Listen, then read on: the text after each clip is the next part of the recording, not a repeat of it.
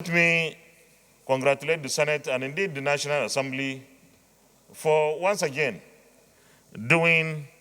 standing up to the occasion by passing the amendment to the Electoral Bill 2010. This is one of our major pillars and planks in our legislative agenda when we started in 2019.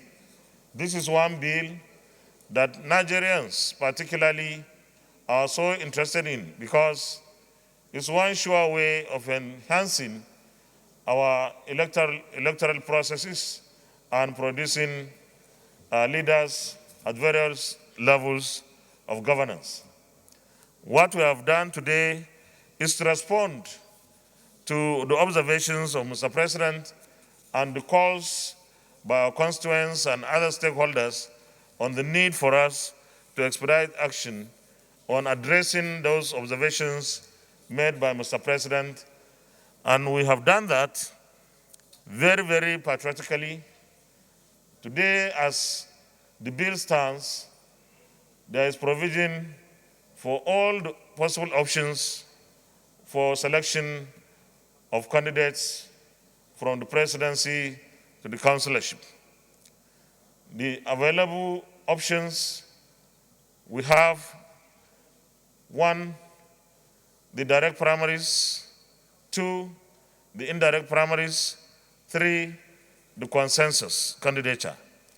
What this means is political parties are now, once this becomes law, are now challenged to ensure that they choose what is appropriate, what is suitable for them when it comes to the processes of producing their candidates. I will urge that we should practice all these three so that we are able to develop them, because there's advantage in each, just like there could be disadvantage in all of them.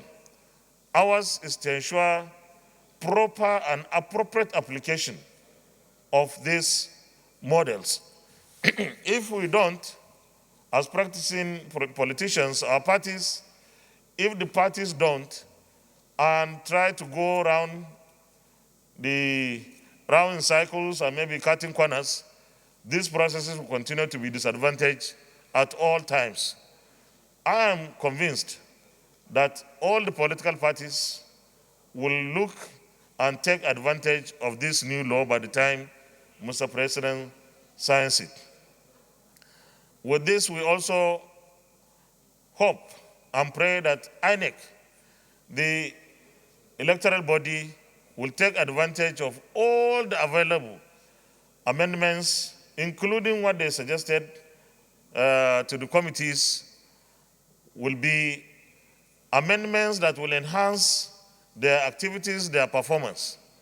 We will still be around to ensure that INEC receives every possible support from this Senate and indeed the National Assembly for that electoral monitoring body to conduct the 2023 elections successfully, transparently, and with the integrity that Nigerians will all be proud of when it comes to either off-season elections or the general elections in 2023.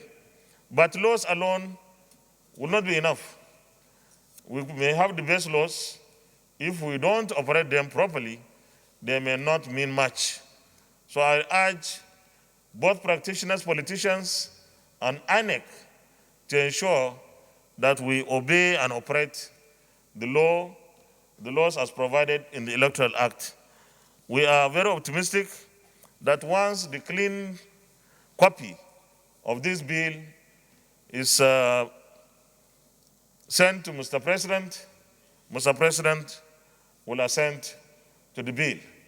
And that will mark a very important moment for the politics, democracy in this country. And that will also be a very great moment for this Senate, this National Assembly, and of course, even the executive arm of government for working so hard in the case of the National Assembly and the executive for assenting to the bill. At the end of the day, we want to be, our name should be written in gold. That's our prayer. that we have done everything possible as far as we are concerned in this Senate and in this National Assembly, the 9th National Assembly, to support our economy, to support the fight against insecurity, to support the election monitoring body, INEC, and indeed our democracy by passing this bill. God save and protect the Federal Republic of Nigeria. With this, I now put the question that those in favor, leader.